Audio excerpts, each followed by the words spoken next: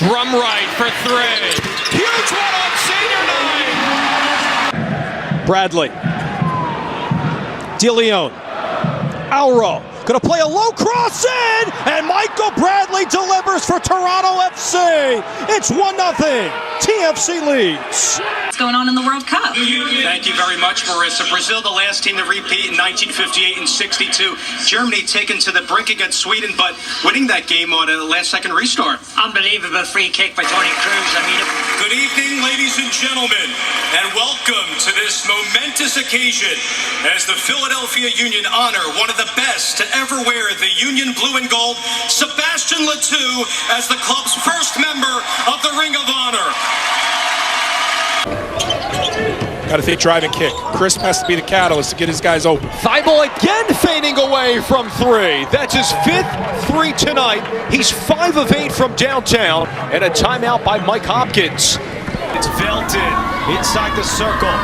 Velton has it on her forehand, and it's in for the Netherlands. 1-0. The touch lead. Williams stays in the pocket, has a man wide open for a touchdown.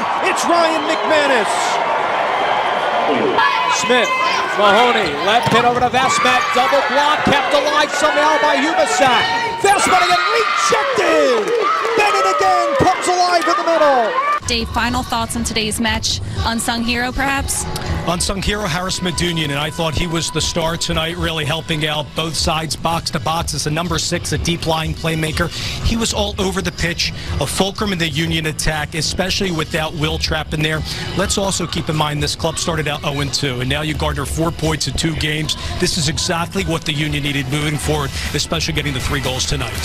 From Mercedes-Benz Stadium, it's the first of 2 regular season meetings between the Union and Atlanta United. From our studios in Philadelphia, welcome to Philadelphia Union Soccer with Marissa Pella. I'm Dave Leto. This matchup features 2 clubs searching for their first wins of the young MLS season. The Five Stripes come into play tonight. It's their 5th game in 15 days, but there's tons of skepticism around this Atlanta team. They've only won 2 of the last 6 across all competitions. Good option there to Pedroia, the captain. Navigates around Godoy. Here's Stochkal. Will take the shot, steered aside by Tarbell. First corner of the match. Madsen to the top of the battery looking for Sharkey. They slip in. Right, here's the shot. It's in for the United States on the deflection. Team USA leads 1-0. And 8th in the conference. Griffin for 3. Give them 2 in the game. It's Chisholm with the ball and breaks free. Chisholm across midfield. Monday trying to catch him. He won't. Touchdown, Akron. 80 yards from the Liacouras Center. It's the home opener for the Temple Owls as they host the Wisconsin Badgers. And welcome courtside with former Marist standout Julian Vianney. I'm Dave Leto. This matchup features 2 teams who are relentless on the defensive end.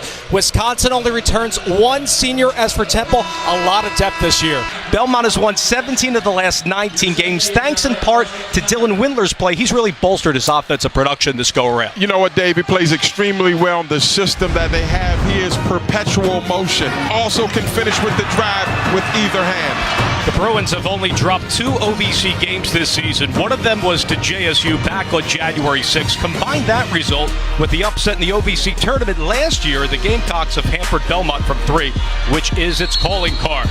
Jacksonville State, meanwhile, might not have the potent score like Belmont, but Malcolm Drumright is a matchup concern for any opponent. Malcolm Drumright is a person that can get his own offense. As we dive into our Taco Bell what to watch for, UCF held Rose and Etchionia and Austin to 2 points each in the January 7th matchup in Orlando. Temple shot a pallet 32% in that game, making only 8 field goals in the second half. Fran Dunphy will rely on those players to produce today. UCF has won the last 3 meetings over Temple, but the Owls have only lost 1 time to the Knights in Philly. Starting lineups of the tip are coming up next.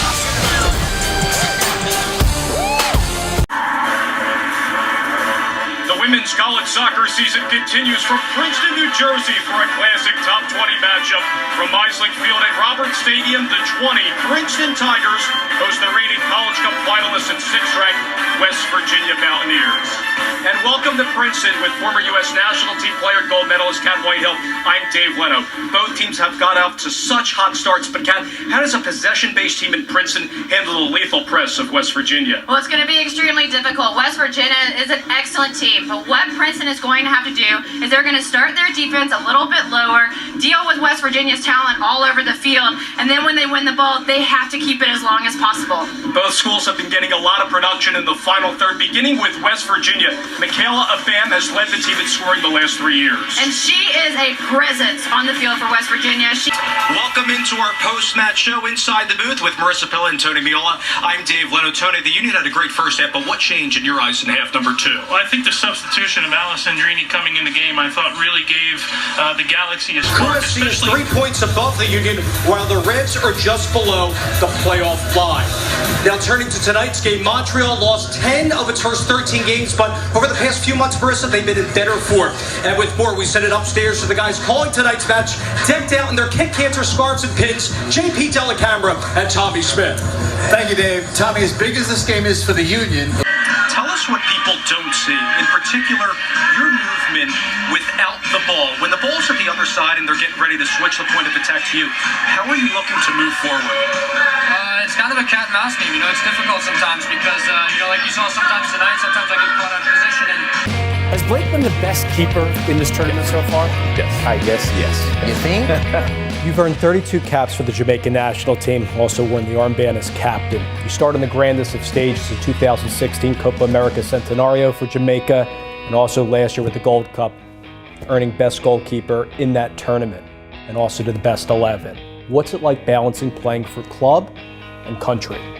To be doing well with the Union and go in and do a good job with the national team, and it's about moments, it's just like life. You have good moments, you have bad moments, and I just think that at that point I was going through a really good moment in my career, and I'm just happy that I was able to carry it over into the Gold Cup and had a successful run. He really has been a standout performer in this competition. They're more concerned about whether he's going to be able to continue here, though. They don't want to be losing their star man. What happened on that play from what you remember, and then you missed some time with the Union? How did you recover and get back playing for your club? Yeah, it was a tough moment, definitely. The final game, you're the captain, so winning or losing, you always want to be on the ship until the end, and